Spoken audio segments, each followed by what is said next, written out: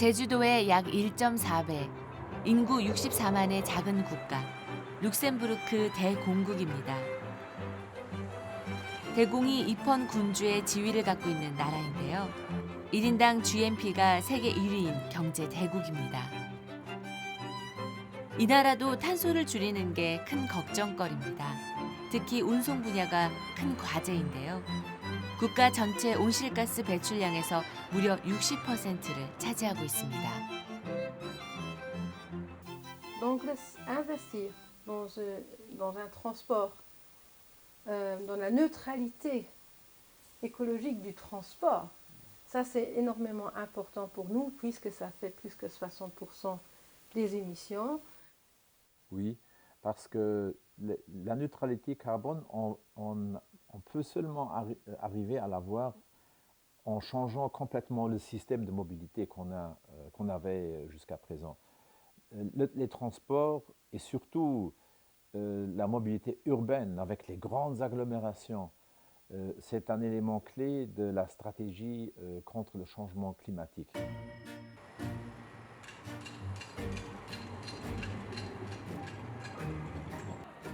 아침 출근길, 사람들이 발걸음을 재촉하고 있습니다. 이 인파 속에는 많은 외국인이 포함되어 있습니다. 독일과 프랑스 등 이웃 나라에서 매일 출퇴근을 하는 유동 인구만 10만 명이 넘습니다. 이웃 나라에 살면서 출근을 룩셈부르크로 하는 건데요. 그래서 도로는 항상 북적입니다. Beaucoup de gens qui viennent de Belgique, de France, d'Allemagne, ça fait quand même un important vivier d'emplois qui viennent de ces régions-là. Et donc il faut les ramener en voiture, en bus et en train le plus proche possible de la capitale pour après qu'ils changent ou bien sur le tram ou les bus urbains par la suite. Mais aujourd'hui, beaucoup, comme je vous ai dit, 170 000 comptages sur les axes principaux de véhicules motorisés, c'est quand même énorme. 룩셈부르크에 트램이 운영된 건 불과 5년 전이라고 합니다. 유럽 하면 당연히 그림 같은 트램이 떠오르는데 룩셈부르크는 왜 최근에서야 트램을 깔았을까요? 아닙니다. 1875년에 트램을 처음 설치했다가 90년 만에 걷어내고 최근에 다시 설치한 겁니다. 산업혁명으로 자동차 보급이 크게 늘자 트램을 이용하는 사람들이 점차 줄어들었습니다. 자동차를 운전하는데 트램이 방해가 된다며 결국 철거까지 하게 된 겁니다. Et c'est d'ailleurs dans cette période-là qu'on a connu ce que nous appelons les 30 glorieuses, avec un essor économique important, puisque nous avons construit énormément d'autoroutes. Nous avons construit également les grandes entreprises automobiles, par exemple Renault, Mercedes, etc., qui ont connu un essor important à ce moment-là. Et finalement, auprès des hommes politiques, le tramway n'avait pas plus sa place. Et c'est la raison pour laquelle dans de grandes villes européennes et dans de nombreuses villes européennes, les tramways ont été démontés entre 1960 et 1970. 도시 곳곳에서 트램 공사가 한창입니다. 현재 15곳인 트램역을 내후년까지 24곳으로 늘릴 계획입니다. 트램을 철거할 때는 50년 후에 다시 깔 거라고는 생각을 못한 거겠죠. 룩셈부르크는 운송 분야에서 탄소를 줄이는 해법으로 탄소 배출이 적은 기차를 선택했습니다. 도심에는 트램을 설치하고 도시와 도시 사이에는 경전철을 건설할 계획입니다. Il y a les trains, les bus, mais beaucoup n'ont pas le choix que doivent prendre leur voiture. Donc la problématique, c'est une optimisation du réseau des transports en commun dans le pays. 여기에 더해서 재작년 3월부터 무상 교통 정책을 도입했습니다.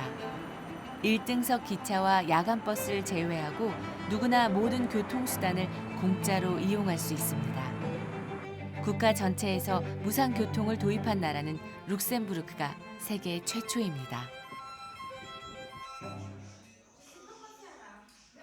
크리스마스를 앞두고 에그레시 가족이 크리스마스 트리를 장식할 준비를 하고 있네요. 어느 정도 마무리가 되자 도심으로 나들이를 간다고 하는데 아주 당연한 듯 버스를 타러 갑니다.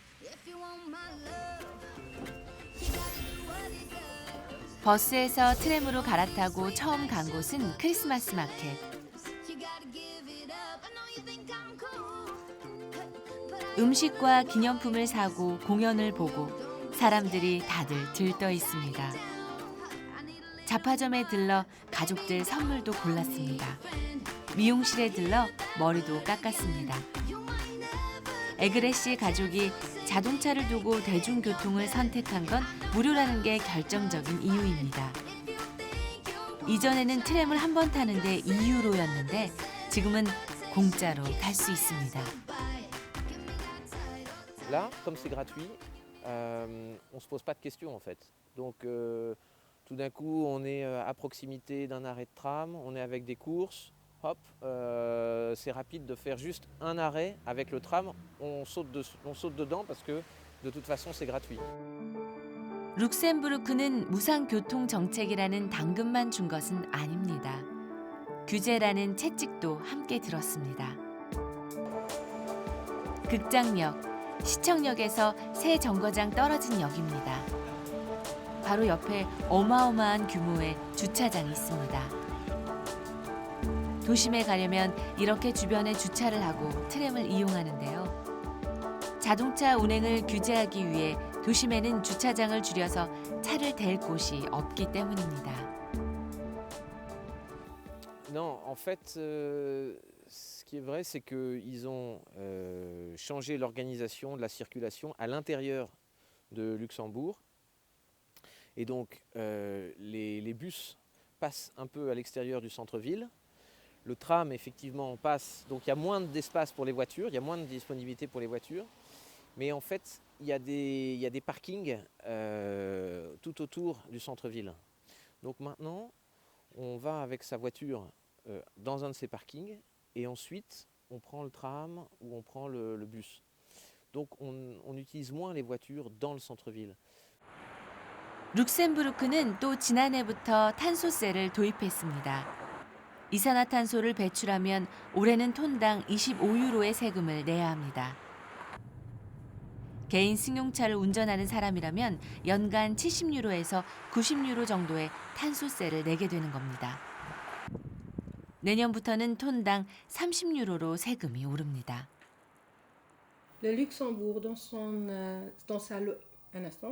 Le Luxembourg, dans sa loi climat, s'est fixé l'objectif de réduire jusqu'à 2030 de 55% ses émissions CO2. On veut être climatiquement neutre au plus tard en 2050 et donc il faut accélérer la transition.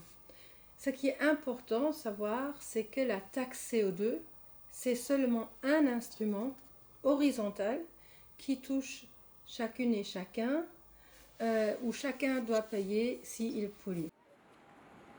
이렇게 대중교통 요금은 무료로 하고 승용차는 불편하게 하는 정책. 실제 효과가 있었을까요? 트램이 처음 도입됐을 때는 하루 평균 17,000명이 이용했고 꾸준히 증가하는 추세였습니다. 재작년에 무료 정책을 도입했지만 곧바로 코로나19가 확산되면서 승객이 급감했습니다. 그러다가 트램역이 추가될수록 승객도 늘어서 최근에는 하루 평균 7만 명이 이용하고 있습니다. Et la gratuité nous aide comme un levier, en fait, vraiment de sensibiliser les gens, vraiment de les pousser à essayer ces nouveaux systèmes, avec l'attente qu'effectivement, après, ils vont changer leurs habitudes en général. Et ça fonctionne très bien. 교통부는 예산의 절반 이상을 대중교통을 늘리는 데 쓰고 있습니다. 트램에서 자동차, 자동차에서 다시 대중교통으로. 그렇게 트램은 룩셈부르크의 새로운 대안 모델이 되었습니다. 대중교통이 지닌 힘은 생각 이상으로 강했습니다.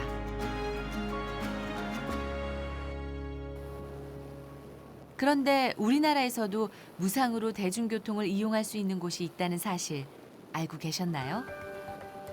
그곳은 경기도 화성입니다. 경기도 화성의 총 인구는 약 88만 명. 룩셈부르크의 총 이동 인구와 비슷한 수준인데요. 재작년 처음 시작할 당시에는 18살 이하 청소년만 혜택을 받았는데 지금은 65살 노인 그리고 23살 이하 청년도 해당됩니다. 화성시 전체 인구의 29%에 이릅니다. 당초 복지 영역으로 출발했지만 탄소 배출을 줄이는 하나의 실천으로 이어지고 있는 무상버스. 교통비의 지원은 자유로운 이동권을 보장할 수 있고 나아가 지금 현재 문제가 되고 있는 넷제로 그러니까 탄소 중립을 위한 정책으로도 효과가 있다고 저희는 판단을 했습니다. 코로나19 상황에서도 특히 청소년들의 대중교통 이용이 눈에 띄게 늘었습니다. 취미생활이나 여가 활동 때 버스를 이용하는 것으로 조사됐습니다. 노인들도 버스 요금에 구애받지 않고 제한 없이 이동이 가능해서 좋다는 반응입니다. 무상 교통카드를 만들어 사용하면 매월 25일에 쓴 만큼 돌려주는 방식입니다. BTS UN 연설회 때문에 기후에 관심을 갖게 됐는데 그때 이제 탄소 배출 줄이기 위해서 제가 좀 할 수 있는 게 약간 대중교통이나 이런 생활 속 작은 것밖에 없어가지고 이런 걸로 이제 차 말고 버스를 타고 다니면서 이런 탄소 배출을 좀 줄이면은 이제 버스비도 줄일 수 있고 이런 환경에 도움도 될 수 있고. 복지관에서 저 시니어들만 위해서 그냥 하루에 오전 2차례, 오후 2차례 운행을 해줘요. 그럴 때는 이제 시간에 맞춰서 가야 되는데 시에서 이런 시스템으로 이제 노인들한테 편리를 주니까 지금은 아무 버스 그냥 시간에 맞춰서 타게 되니까 너무 편리하고 좋더라고요. 화성시의 또 다른 도전은 카쉐어링입니다. 화성시는 지난해부터 전기 자동차를 빌려 쓰고 있는데 낮에는 업무용으로 씁니다. 또 밤에는 직원들에게 저렴한 가격에 빌려줍니다. 차를 빌리고 반납하는 건 모바일 앱에서 가능합니다. 어느 정도 정착되면 시민들에게도 빌려줄 예정입니다. 지금은 현재 32대 정도 운영하고 있고요. 시청이랑 향남에서 2군데에서만 운영하고 있는데 더 수요가 늘어나고 활성화되면은 동탄 권역까지 확장하는 것도 고려하고 있습니다. 화성은 대중교통 이용을 늘리기 위해 트램을 추진하고 있습니다. 수원 망포와 화성 동탄, 오산 등을 연결하는 노선으로 총 연장은 34.2km. 2027년에 개통을 목표로 하고 있습니다. 화성시는 대중교통 이용객을 늘리기 위해 첫걸음을 내딛고 있습니다. 당장 눈에 띄는 가시적인 성과는 적지만 가야 할 길을 정하고 뚜벅뚜벅 가고 있습니다. 하지만 수도권을 제외하고 다른 지역들은 경제성이 낮다는 이유로 대중교통 인프라가 크게 부족해 대안 찾기가 쉽지는 않습니다. 대중교통 수단이 부족하거나 또는 충분한 서비스가 공급되지 않는다 그러면 내가 아무리 의지가 있다 하더라도 사실 바꾸기 굉장히 어렵잖아요. 그러니까 사실 기본 전제는 그런 대중교통 인프라들에 대한 충분한 공급이 필요하다라고 하는 거고 그걸 잘 따져보면 실제로 지방도시의 경우는 굉장히 그런 것들이 미흡합니다. 탄소 중립을 향한 길. 늦은 만큼 험난합니다. 보다 확실한 해법은 자동차의 숫자를 줄이는 건데 특히 자가용 사용을 줄여야 합니다. 우리나라 차량은 92%가 자가용이고 영업용은 8%가 채 안 됩니다. 무슨 얘기냐면 승용차 이용이라고 하는 부분을 훨씬 더 불편하게 만들고 대중교통이라든지 자전거 보행이 더 편리하게 만드는 것이 기본 근간이다. 또 우리나라도 내연 기관차의 퇴출 일정을 발표해야 한다는 목소리가 나오고 있습니다. 우리나라의 그 물량에서 자동차의 내연기관 판매 금지 로드맵 그 분명히 해야 된다고 봐요. 로드맵을 발표해야 되고 그 로드맵에 따라서 강제를 해야 돼요. 강제하지 않으면 발전하지 않았어요. 지금까지 모든 기술 발전은 강제해서 이루어졌지 자발적으로 한 경우는 별로 없어요. 하지만 자동차는 우리나라에서 아주 중요한 산업입니다. 친환경차로 바뀌면 부품 감소로 일자리가 줄어듭니다. 자동차까지 덜 팔린다면 사정은 더 심각해지겠죠. 내연기관차 산업이 전기차 산업 중심으로 바뀌게 되면은 내연기관차 부품을 생산하는 업체는 퇴출되는 경우도 많기 때문에 가장 어려움이 많을 것입니다. 일본 중소기업 백서 등에 따르면은 이제 전기차 전환했을 때에 부품 수는 한 3분의 1 정도 감소된다고 합니다. 인구의 절반 이상이 자동차를 이동수단으로 사용하고 있는 지금, 우리는 과연 자동차 없이 살아갈 수 있을까요? 자동차가 중심인 도시, 자동차가 주인인 도로. 아직은 자동차 이용이 더 편하고 대중교통이나 자전거 이용이 훨씬 불편한데요. 하지만 탄소 중립을 위해 우리가 갈 길은 자동차 없는 세상. 대중교통을 이용하거나 걷거나 자전거를 타야 합니다. 그 가능성을 따지기 전에 언젠가는 가야 할 길. 우리는 지금 그 과정에 있는 건 아닐까요?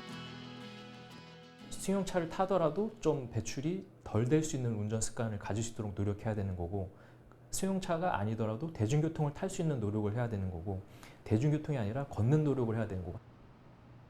작은 차 또는 대중교통을 모는 사람들, 대중교통을 이용하는 사람들, 흔히 우리 BMW라는 이야기를 많이 해요. 버스, 메트로, 이거는 이제 지하철이고, W, 워킹. 그래서 버스를 타거나 지하철을 타거나 도보를 하거나 또는 요새는 아까 1인 교통수단, 자전거, 퀵보드 이런 것까지 이야기할 수 있는데, 그런 거를 타는 거, 이용하는 거, 그게 그냥 문화가 돼야 되는 거예요. 여러분, 지구를 위해 차를 버리고 대중교통을 이용하거나 걸을 수 있습니까? Yes or no?